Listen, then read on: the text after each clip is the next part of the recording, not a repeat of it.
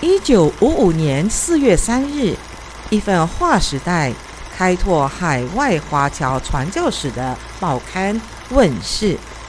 那就是《海星报》。2025年，《海星报》迈向70年的光华岁月。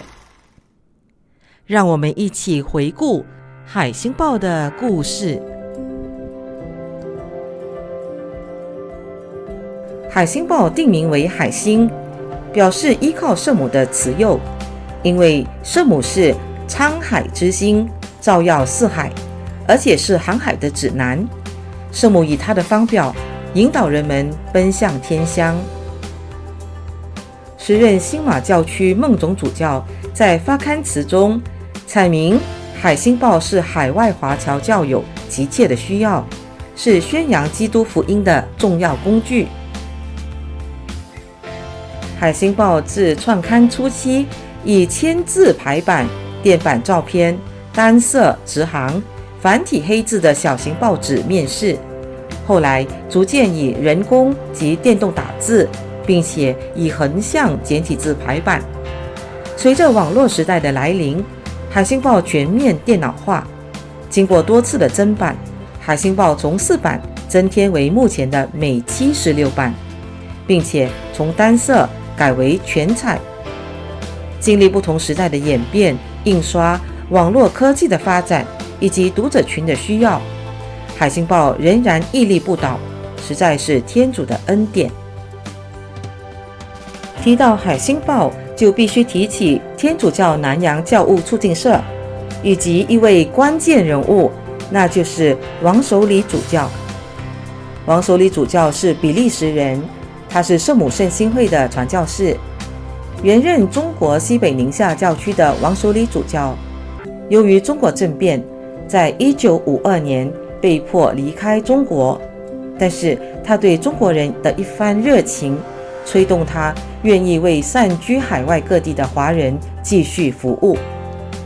1953年，罗马教廷传信部任命王守礼主教为教廷驻东南亚视察专员，以促进华侨传教工作。王主教受命以后，在东南亚的中心新加坡创办天主教南洋教务促进社。促进社于1955年创办《海星报》，创刊初期，《海星报》的办公处设在 Nassim Road。此外，促进社也出版《新铎生》以及推售《乐风报》，并且在新加坡成立图书和圣物部，代售圣物及圣书，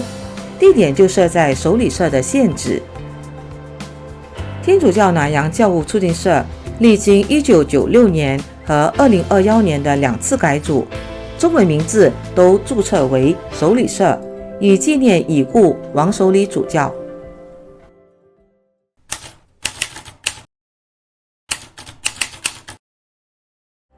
海星报作为各地华侨教会通讯联络之用，每期免费邮赠各地，数量相当可观。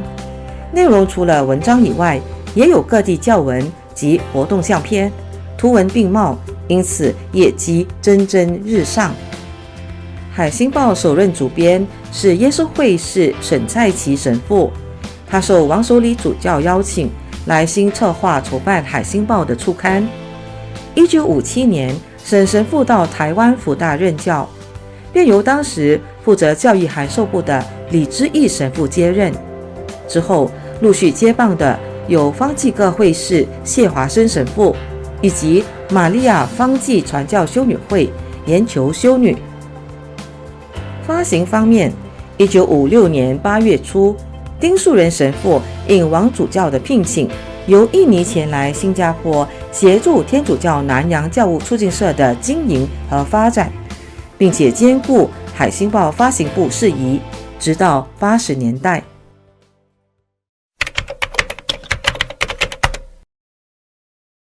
1963年，东南亚的印尼、越南、菲律宾等国家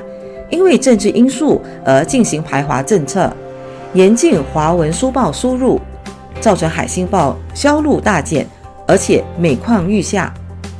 1969年11月，因时势所趋，王守礼主教将海星报正式移交马新文主教团接管办理。在会议中，主教们表示，海信报在3个月内如果未能达到会议预定的发行数目，将要考虑停刊。消息传来，令人惊叹，马上引起马新华文教友的热烈反应。所以在那个机会下，我到新加坡，经过10几年，12年吧，那时候那个海信报的销路还不到3000，所以那时候呢，王主教说，我把这个海信报要给主教团，主教团一看才3000，主教团就说，假设你们还不到3000，假设至少你们该当3000份呢，我们才接过来，否则的话我们就不接，就让它关闭就散了。所以那时候呢，那时候我刚在里面帮一些忙，原则上不是主教，是王主教说，董叔你来帮些忙吧。好了，那时候赶紧呢就呼吁给这个在报纸上说，现在主教放的主教团要接过来，第二有条件，或者现在大家看看怎么样？结果不错变成3500是3000，差不多快到4000了。所以在这个时候呢，我说我就跟主教团讲，我说主教团你现在不是因为那时候我已经是作为主编了，我说现在你不是看有条件吗？我们现在怎么样？好，主教说好吧。所以那时候呢，我有这个孟主教亲手写的信，说我以主教团团长的身份要求你或者是 appoint 规定你呢作为海信报的主编怎么样。所以这样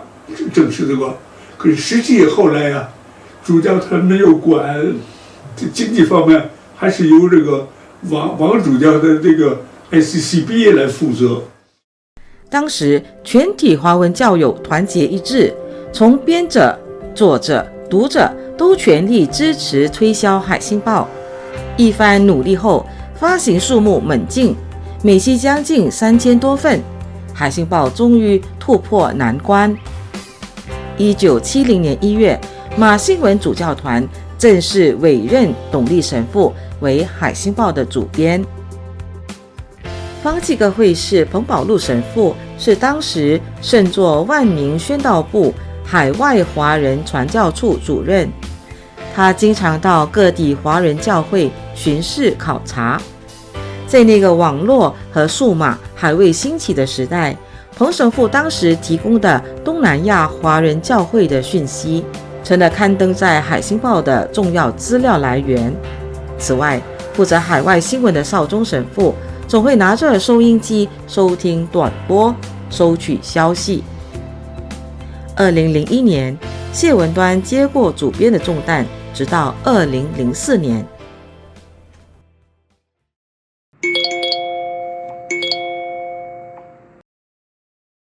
2004年11月，海信报编辑部改组，董立神父为顾问，谢文弼接任主编，成员包括陈玉珠及叶丽华。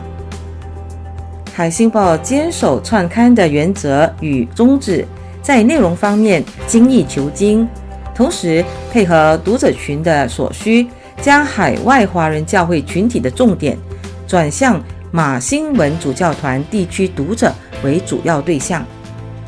海信报的作业同时开始数码化。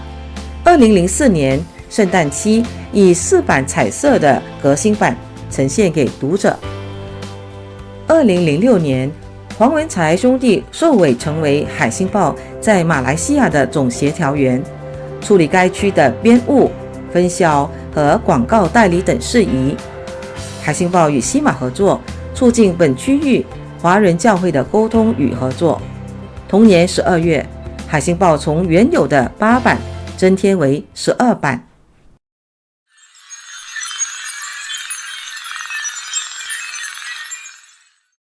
2016年4月，谢文弼卸下主编的职务，由卓蒂娜接任。当时的编辑团队还包括李德辉和冯立人。同年11月，海信报从12版增添到16版，当中4版为马来西亚新闻。版页的增加及16版全彩的革新版，丰富了文章内容，也让照片和排版设计更加醒目。内容方面，谨守传达资讯和培育2大重点，除了新马教区新闻、教会动态和普世教文，也致力于报道教会学校的活动。信仰培育方面，除了定期的读者投稿，也设有个人专栏和群组专栏。此外，不定期推出人物和团体专访，希望通过受访者的见证，触动读者心弦。编辑团队也尝试与读者群互动，举办征文比赛，同时通过主办文化与信仰讲座，如《弟子规》以及信仰与建筑欣赏等讲座，从平面报刊进一步实际走入读者群当中。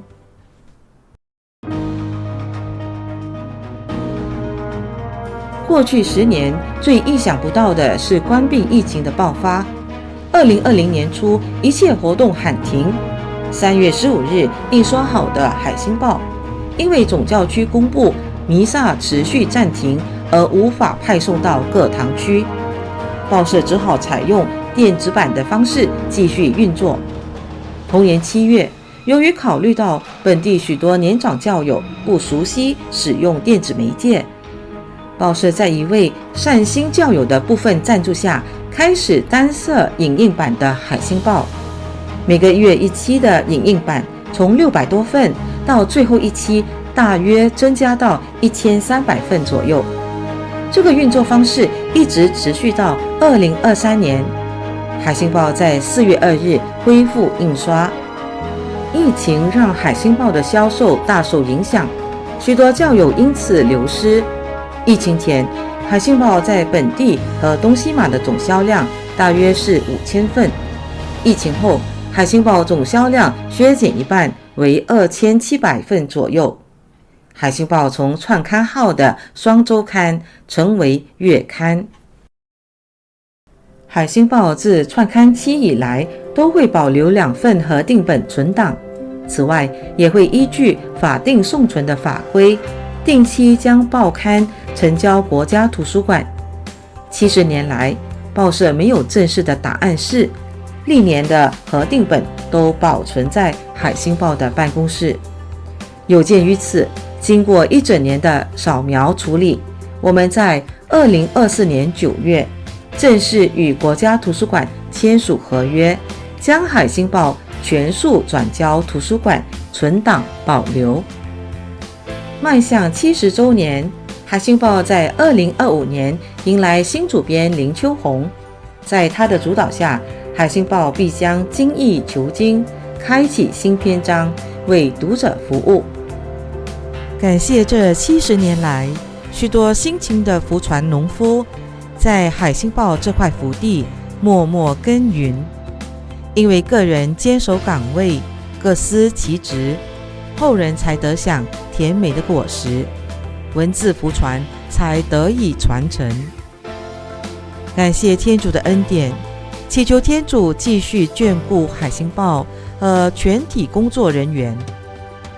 沧海之星玛利亚，请继续为我们导航。